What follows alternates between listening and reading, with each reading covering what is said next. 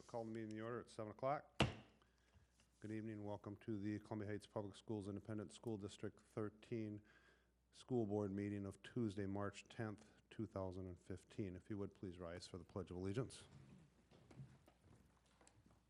I pledge allegiance to the flag of the United States of America and to the republic for which it stands, one nation, under God, indivisible, with liberty and justice for all. Thank you. Welcome, everybody. Lori, if you would, do the roll call, please. Sure. Nichols? Here. Palmer? Here. Larkin? Here. Landwehr? Here. Lewis? Here. Meyer? Here. Thank you. Our mission statement: Columbia Heights Public Schools create worlds of opportunity for every learner in partnership and support of small-town communities by challenging all to discover their talents, unleash their potential, and develop tools for lifelong success. Our core values are community, excellence, collaboration, integrity, respect, courage, and innovation. Next item, approval of the agenda, adjustments and announcements, and there is no correspondence. Could I have a motion to move that forward, please? I'll move that forward. Motion by Lori, Second. second by Grant. Thank you. Any discussion? All those in favor say aye. Aye. Opposed? Motion passes. Announcements. March 17th, Tuesday, 5:30 p.m., the school board listening session in the Family Center foyer. March 17th, Tuesday at 6 p.m., school board work session in the community room. March 24th, Tuesday, 7 p.m., regular school board meeting in the community room. March 30th through April 3rd, no school spring break. The district office will be closed April 3rd. Is that through April 6th? Is that what that, Don? The district office, it just says April 3rd and then jumps down to April 6th. Just April 3rd. April Just 6th, there's no school. April school is a Monday, no school grading day. Okay. All right, so the district office is closed April 3rd, and on April 6th, Monday, there's no school, it's a grading day. As far as communication to the board, citizens and employee representatives, at this time, any citizen or employee may briefly address the school board.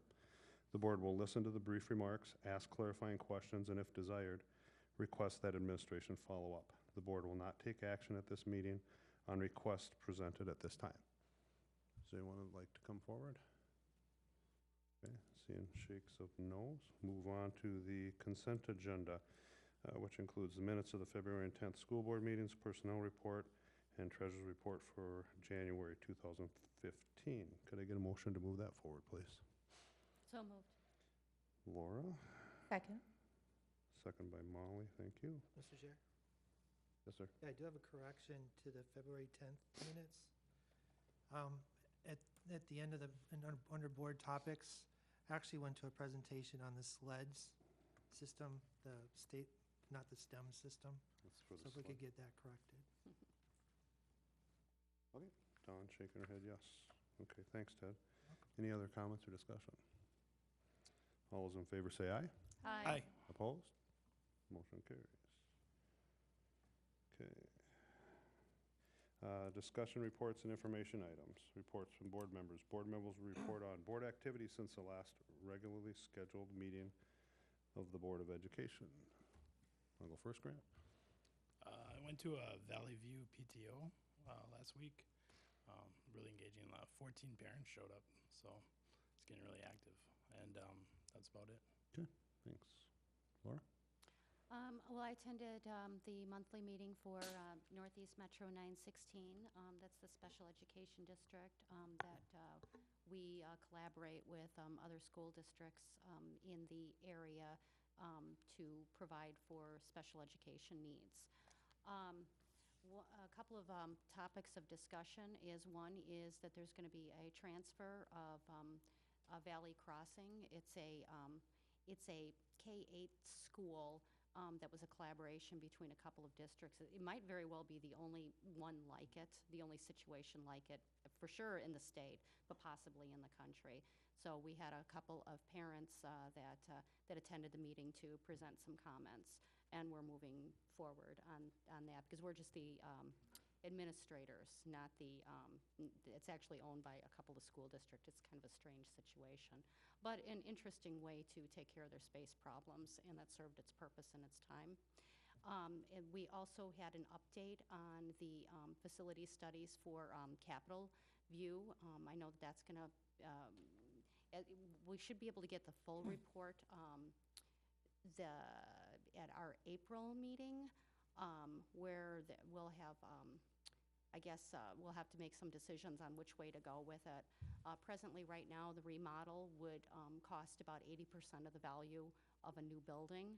And from the way I understand it, we may very well have difficulty getting permission from the Department of Education to actually proceed with that project, because if it's over 60%, they recommend building new because of the life expectancy of all the equipment, and pretty much all the mechanics and stuff need to be replaced in that particular facility. And that does house quite a few different special education programs, so something that will be coming forward. The other problem, of course, is also that a special education district doesn't have access to the funds, to the type of funding that is needed to do a remodel. So that's still working its way through the legislature, trying to find some sort of an alternative way to fund a project like that versus a typical school district has the ability to have access to certain types of fundings for remodeling projects, but a special education district is, we'd actually would have to pass simultaneous levies in all 13 of the school districts to be able to actually be able to access those type of funds. And it's actually, might not even be permissible even under those circumstances.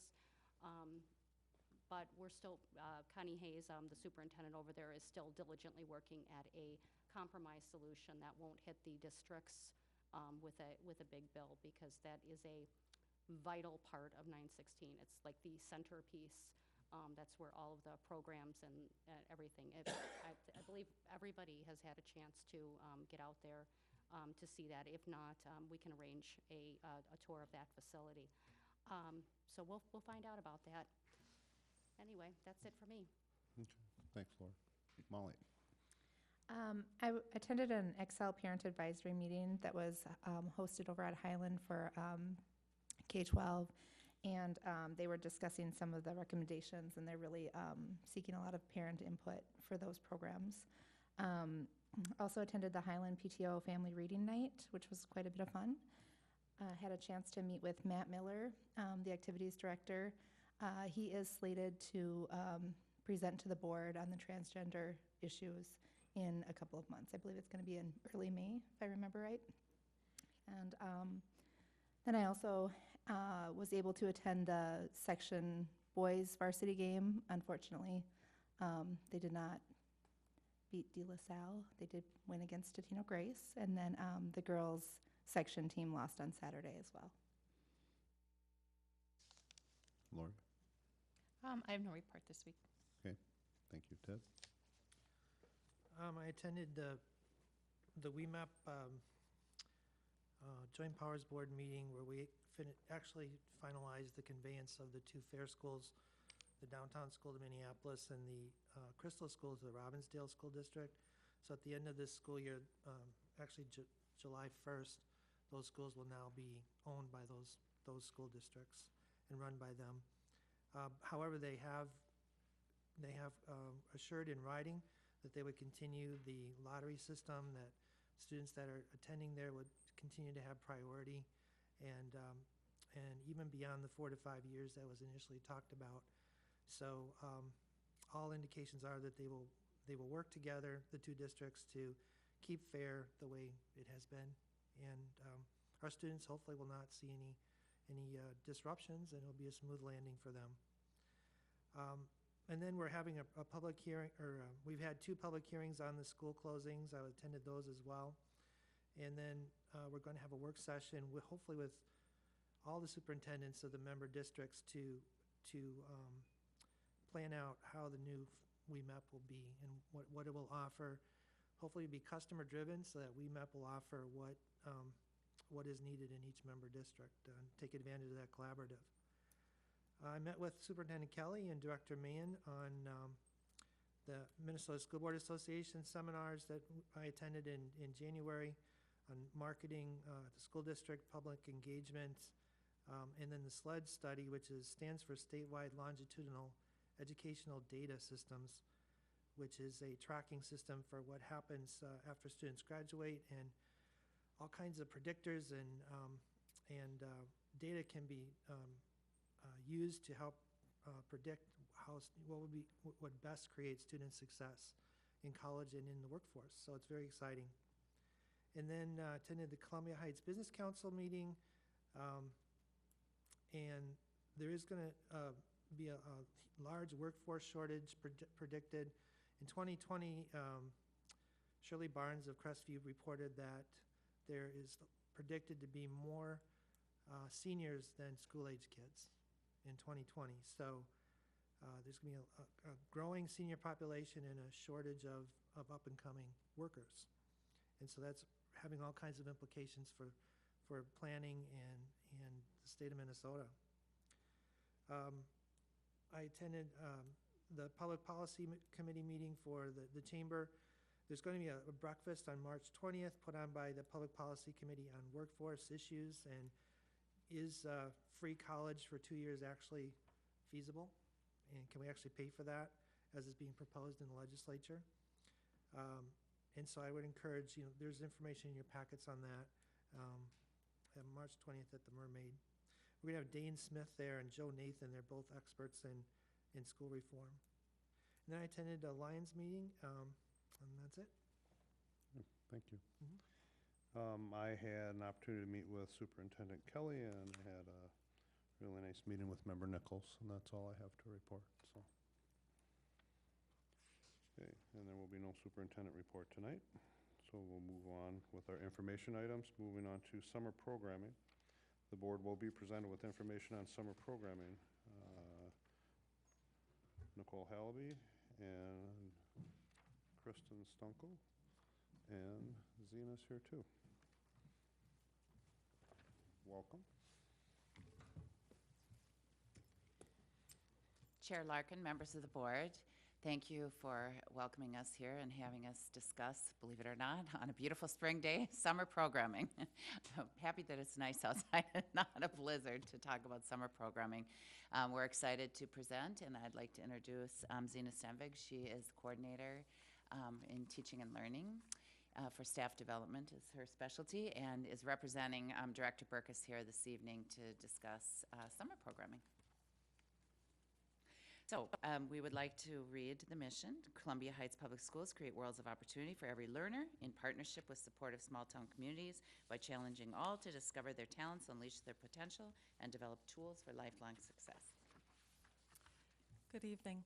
And as with each presentation, we like to highlight which of the core values we'll be focusing on. And with our summer programming, that would be community, excellence, collaboration, and innovation. So before we go into details of each of the programs, we wanted to provide you with a couple of updates. First, for location, because of construction at the district center and at Highland Elementary, we will hold summer school at Columbia Academy and at Valley View. And due to the construction and the move of the location of summer school, we're looking at the dates moving from July to June, since we will have limited access to cooled classrooms at that time. So we'll start with special services, summer school programming. Grades 1 through 6, students who have extended school year on their individual education plan as determined by the team with families and staff. Grades 1 through 6, it'll be Monday through Friday, June 15th to July 10th. It'll be at Valley View, and will be approximately 30 students. Our DCD programming, grades 1 through 12, we'll be splitting them like we did last year. We'll be doing an elementary program and a secondary program. They will be Monday through Friday, the same dates for summer school, also at Valley View. and about 20 students. Our early childhood special ed grades 3 through 6 will be Tuesday, Wednesday, and Thursday, July 7th through July 30th. And we've already talked to the early childhood staff. They do know the parking lot will be all torn up and the front door will not be accessible. So we've received permission from Brian Hennekens with staff attending to bring them in to the back door, through the garden. And we use that back parking lot. So we've got that kind of all figured out. And then early childhood special ed, home visiting, birth through 3-year-olds. The dates are determined based on the family and the staff's availability. And that will be in their homes, and there'll be approximately 16 students. So K-12 education summer programs, we have our elementary summer school program for students entering grades 1 through 6. That will be held at Valley View from June 15th until July 10th. We have one day off there due to the national holiday, July 4th. And we invite about 350 students. Columbia Academy also for both English/reading and math for students entering grades 7 and 8. Those will be the same dates, June 15 to July 10th. That will be located at Columbia Academy for a total of about 50 students. Then we are partnering with the St. Anthony District, our neighboring district, to offer a writing academy for students entering grade 9. That will be housed here at the district center is the tentative plan, pending the construction and the entryway and transportation and accessibility. And the date will be July 6th until August 4th. And we are looking at about 22 students. Then high school physical education classes for students entering grades 10 through 12. The dates would be June 8th until June 26th, located at Columbia Academy, and we're looking at approximately 40 students. And then high school credit classes, depending that the number of students for that one will vary depending on the students' transcripts, for students entering grades 10 through 12, and also located at Columbia Academy. For English language learners, the EL summer programming for levels 1 and 2, so that would be, the levels are 1 through 5, just to explain to people, so that would be beginning learners of English. Grades 7 through 12 will be Monday through Friday, June 8th through July 10th. That will be at Columbia Academy, and there'll be approximately 30 students. English learner science class offered for 10 through 12th graders. That will be the same dates, but we add an extra day because you have to get amount of hours in for high school credit, and that'll be approximately 15 students.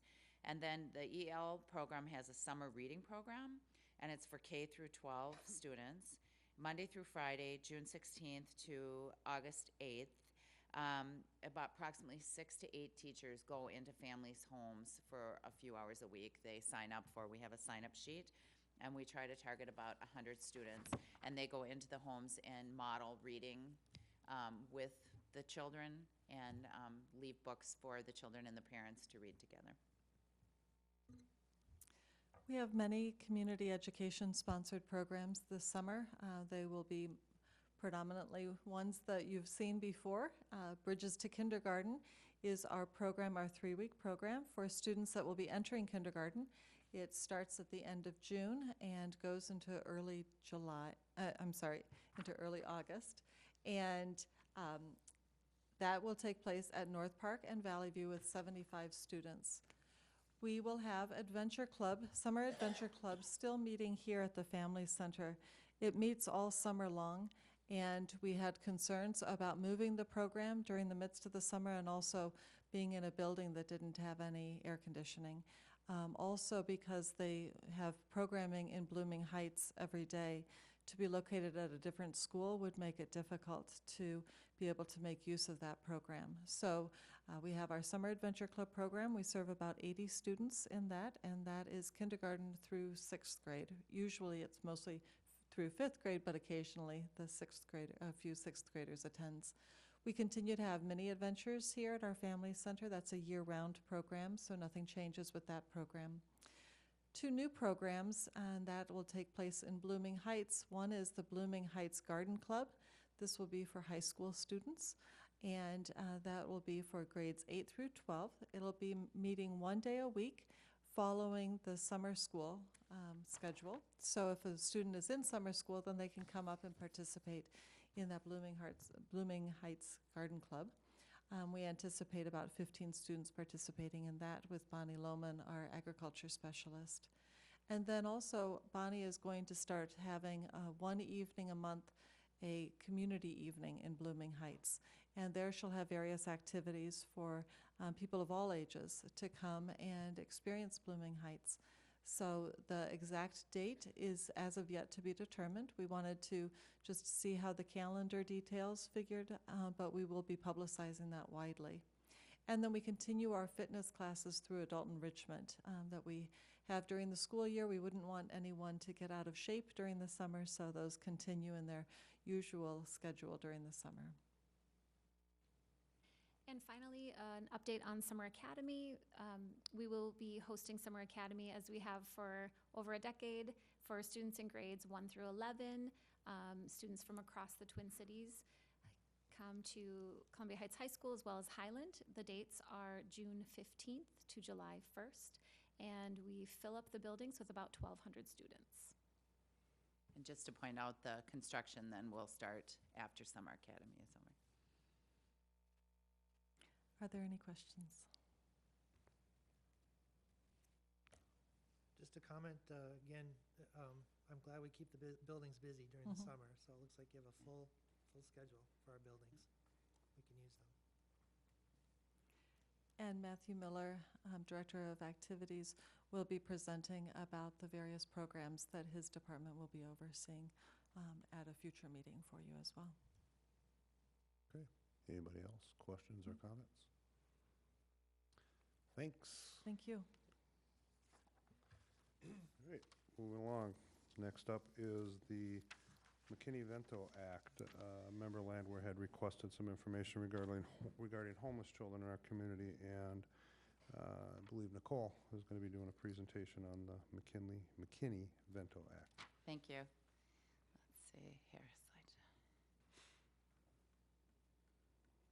I always get excited when it works. I'm not a techie person, so that's why we have Paul and Brian, et cetera. The McKinney-Vento Act is a law that was passed. Bruce Vento, those of you who are around my age, remember him. He was a congressman from Minnesota, and they passed this act in 1982, and it basically is a large piece of it, the predominant factor, is to remove all barriers to enrollment, attendance, and academic success for homeless children and youth. So there are other pieces of McKinney-Vento. We're just going to focus on what would cover for students. So to go back, I'm a random person in case I'm not concrete sequential. It does have to do with the law, but it does affect our community and provide excellence for kids who unfortunately are homeless to make sure that they get a proper education. So the McKinney-Vento law provides for rights and services to families and students who lack a fixed, regular, and adequate nighttime residence. That's directly out of the statute. So I wanted to just talk to you about what the definitions of those things are. And that this is where some of the confusion with school districts and other people come about. So fixed is one that is stationary, permanent, and not subject to change. So that means that, you know, if I'm going to go stay at my friend's house or a neighbor's house or even a family member's house, and this is not where I'm going to stay permanently, then that would be covered under this law. Same with stationary, so if it's your vehicle or a van, that is not fixed under the law. Regular is one that is used on a regular, so a nightly basis. So if I'm kind of, you know, in my own home for a few nights of the week, but then I'm forced to leave for whatever reason. Let's say I work in another part of the city and I can't have my kids stay in the house alone, they're too little, then that is considered irregular.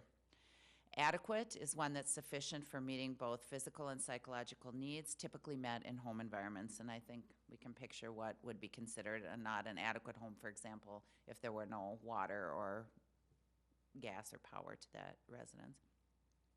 Some of the living situations that qualify under the definition, so a shelter, a church, a safe house. A safe house would be if you're under protective order, if you have a restraining order, and they might put you in a safe house temporarily, the county. A youth shelter, an emergency, temporary foster care is considered a living situation, which falls under the definition. Doubled up due to economic hardship with family or friends. So again, sometimes that's confusing to people because they say, well, they're living with their family. Well, if it's for cultural, some immigrant cultures, they choose to live in multiple generations, that's not considered economic hardship. So it's only like I've lost my house or apartment and now I have to live with my family because of economic hardship. Unsheltered such as cars, parks, campgrounds, etc. A hotel or a motel, and other situations that may be fixed and regular but not adequate. So for example, the utilities are shut off.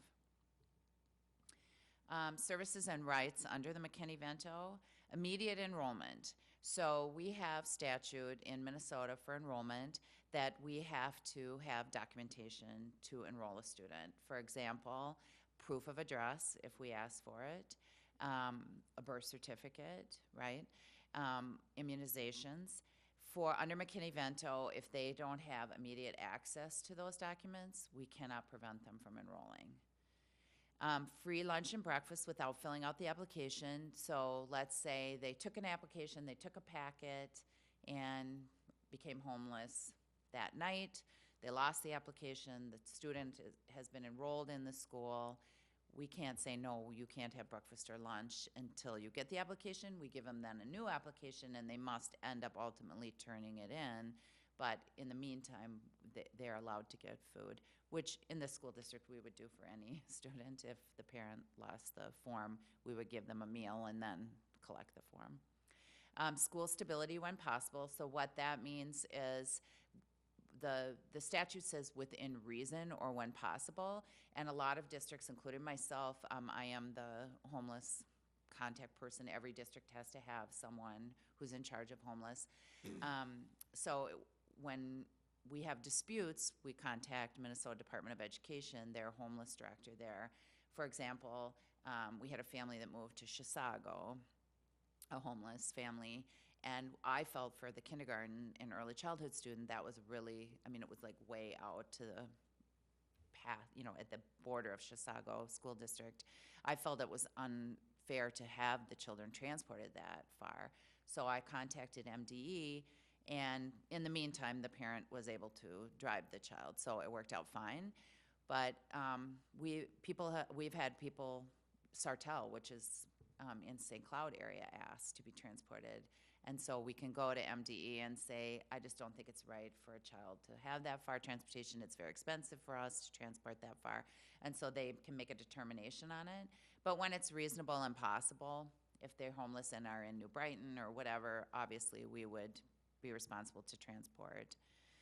Referrals for any needed services, meaning that if they're in special education but they come without an IEP and they're homeless, it's fine, we just move forward and take the parent's word and start giving them service until we can get records. Waiver of all school fees, so if they are in a sport but they can't pay for it, or an activity and they can't pay for it, they get scholarshiped. Programs and services to ensure academic success. This is statute that's in there, which we would do in our district for students anyway, give them any kind of, if there was Check and Connect or free tutoring or after-school programming, they would be able to access that. And then, of course, confidentiality is a huge piece of it. Only people who have need to know in a district, which is determined by me, are able to know that the student is homeless. Any questions? I just want to make a comment. From the way I understand it, these students who are in this constant state of flux do tend to need more services, especially like post-traumatic stress disorders and things like that. Do we have services on site to be able to help them through this? Yes, so we have a social worker in every building, and the social worker is their primary contact for the family and the student to make sure that they're getting the mental health in the example you're giving, but also all the other services, try to help them get housing, clothing, whatever they need help with. That's their primary contact. And they are the ones that notify me when a student becomes homeless. And people in the building, if they find out the student becomes homeless, they know to notify the social worker.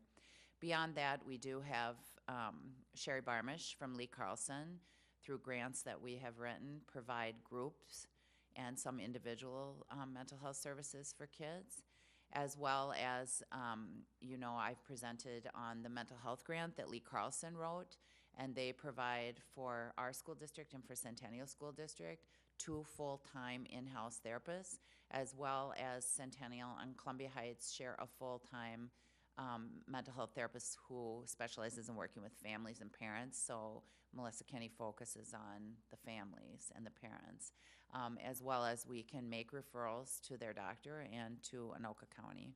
But honestly, the county right now, they've cut back so much on their social work and mental health services over the years that we find in-house through grants primarily, we're able to provide a lot for our own students.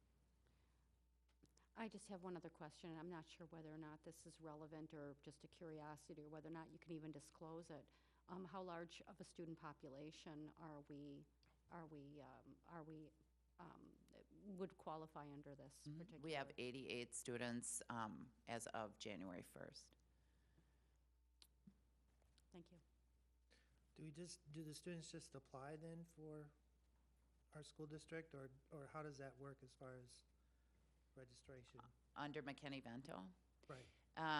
If primarily what we deal with are students who are our students and lose their housing, their stable housing. So we continue with them. And the law says that if reasonable or appropriate, within that school year, if they become homeless, they should remain in their stable school, which means their home school.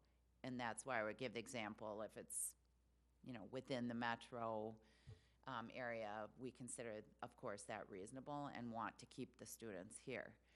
That's by far the majority of the kids that we deal with.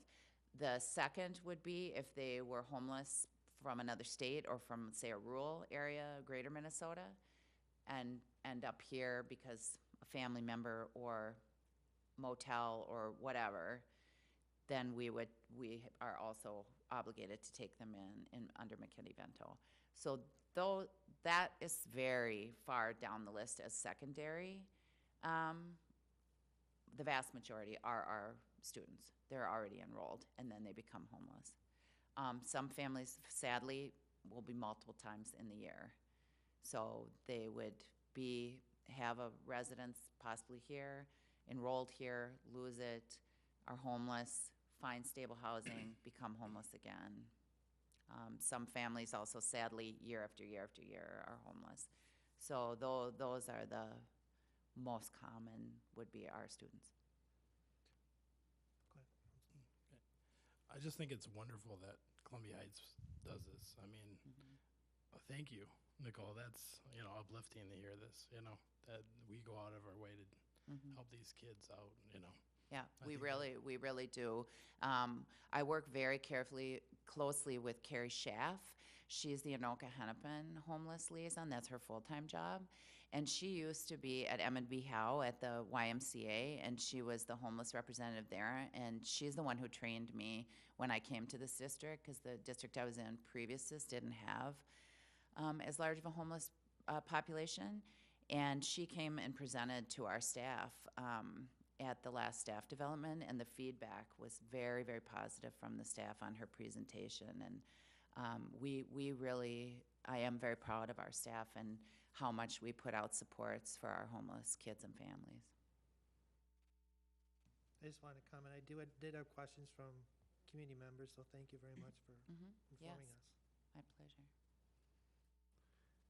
Any other questions or comments? I guess one other question. Are we seeing a huge increase? Yes, the whole state is. And they do they do a October 1 count, January 1 count, and then a March 1 count, but they haven't asked for it yet, so we'll pull the numbers in March. Anoka County primarily has seen a huge increase. They have put a day shelter in Anoka, the town of Anoka, and Carrie Schaff from Anoka Hennepin had toured. I went for a tour there. The issue is for our families, it's really hard to get to the town of Anoka from here. So the southern Anoka has the highest rate of homelessness and the least amount of support from the county. There are no shelters, overnight shelters in Anoka County. So it's definitely a problem that the council members are aware of in Anoka County. And Can a homeless student open enroll in our district if they want to? any student can open enroll. Okay. The only way students can't open enroll in our district is if you, the board, would close by building or by grade level.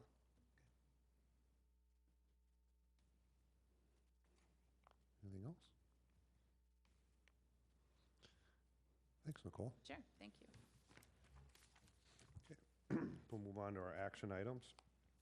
First up is the teacher ECFE teachers seniority lists. We'll be asked to approve the teacher ECFE teacher seniority list, and our presenter is Lindsay Bennett. Hey, Lindsay. Chair Larkin, members of the board. Each year, we put out the teacher and the ECFE teacher seniority list. It's an annual process. We send them out to all the local 710 members. They have 30 days to ask us any questions. And typically it is long-term subs don't go on the seniority list. We always get that question. And then a couple people renew their license and forget to tell us. So we update those. But there was no other questions this year. So tonight I'm here seeking approval. Okay, and we went through the statement of the obvious, but went through the process, waited the 30 days, and the list as presented is Yes. accurate as Yep. we know. Okay. Could I get a motion to move that forward, please? So moved. One second. Okay, who was Molly? And second by Ted. Discussion or questions? So there was no objections by anybody to this list?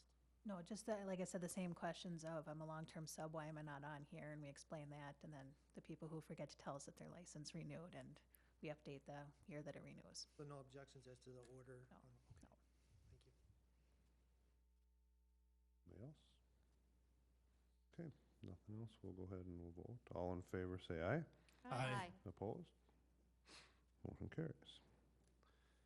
Next is the seniorities list. The board will be asked to approve the seniorities list for the custodian, clerical, food service, education assistant, and lunch duty monitor employees. Again, Lindsay. And it's the same process for these groups too. It's local 284. And again, we put them out, the seniority list, send them to each of the members. We also copy the union stewards, and some people do not check their email or don't have an email address to make sure everybody does see them. We had no questions raised. They were out for the 30 days. That time period closed. So tonight, again, is just seeking approval. And again, it's an annual process that we go through. Okay. With that said, could I get a motion to move it forward? So moved. Motion by Laura. Second. Was that Lori? Second by Lori. Discussion. Hearing none, all in favor, say aye. Aye. Opposed? Motion carries. And next up, well, thanks, Lindsay. Thank you. Sorry, I thought you were going one more time, sorry. Next up is the 2015-2016 school calendar. The board will be asked to approve the 2015-2016 school calendar. And Nicole. Thank you. I presented at the last board meeting information item on the school calendar, how it's developed. I'll just give you a quick recap on that. We have parents from every building that are invited and attend. We have teachers, other non-licensed staff, administrators, activities, community ed, et cetera, teaching and learning represented. HR is very important to make sure that we're following the contract. So I'm here this evening to ask for your approval so that we can, I've had a lot of constituents ask, when's that calendar coming out? They want us to get it on the website and mail it out to them. So I'm asking for your approval this evening. Okay. Can I get a motion to move that forward, please? So moved. Molly, Second. second by Grant. Discussion. I just think it's amazing you can get all those groups to agree on a calendar. Congratulations. Anybody else? I concur with Ted. All right, if there's no further discussion. All those in favor say aye. Aye. Opposed? Motion carries. Thank you very much. Thanks, Nicole. All right, moving on to board topics. No, you have one more action. Oh, I'm sorry. My bad. Thanks, she's then getting In the big one. what the heck are you doing from Zena back there? Sorry, Achievement Integration Budget. The board will be asked to, it's a beautiful day. I'm in a hurry to get out of here, I guess. I apologize. The board will be asked to approve the Achievement Integration Budget, and Zena is presenting. Thank you. Chair Larkin, members of the board. Director Burkus presented the Achievement and Integration information item to you previously, and I am here seeking your approval. If I could get a motion to move that forward, please. So moved. Second. Who was the first? Was that Lori? Thank you. Lori, make a motion, second by Laura. And discussion. Can you just explain a little bit what the purpose is of the integration funding? So the integration funding is funding from the Department of Education based on each district's allotment that qualify for integration funding, right? So they're part of the information that was presented to you talked about programs that we provide direct student support for example, AVID and other different programs that we offer, urban liaisons, different magnet programming, our interpretive services, anything that would directly affect student programs. In addition, a portion of the budget goes towards professional development, which is an area that I'm very familiar with, of course, here in the district. Our WEMAP membership fees and WEMAP professional development is also included in this budget. And then a small portion goes towards administration with our connection with WEMAP and then integration. And if I understand correctly, this is from like 3 years ago, and this is this year, and it's an annual thing where it comes forward, and it's an adjustment that you bring to us to move forward, and then it goes back to get approved by the Department of Education. Is that correct? Correct. This needs to be submitted to the Department of Education. Okay. I just want to highlight that the items in this proposal are primarily for student success and student achievement for all the different student groups that we have in our district. So for the public's sake, that's a key component of this funding. Any other questions or comments? Okay. Hearing none, all those in favor say aye. Aye. Opposed? Motion passes. Sorry, Zena. Thank you. Now we're going to go to board topics. For real. Anybody got anything?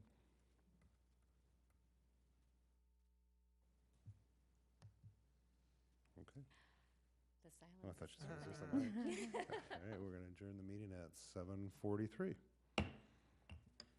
Thanks, everybody. 40.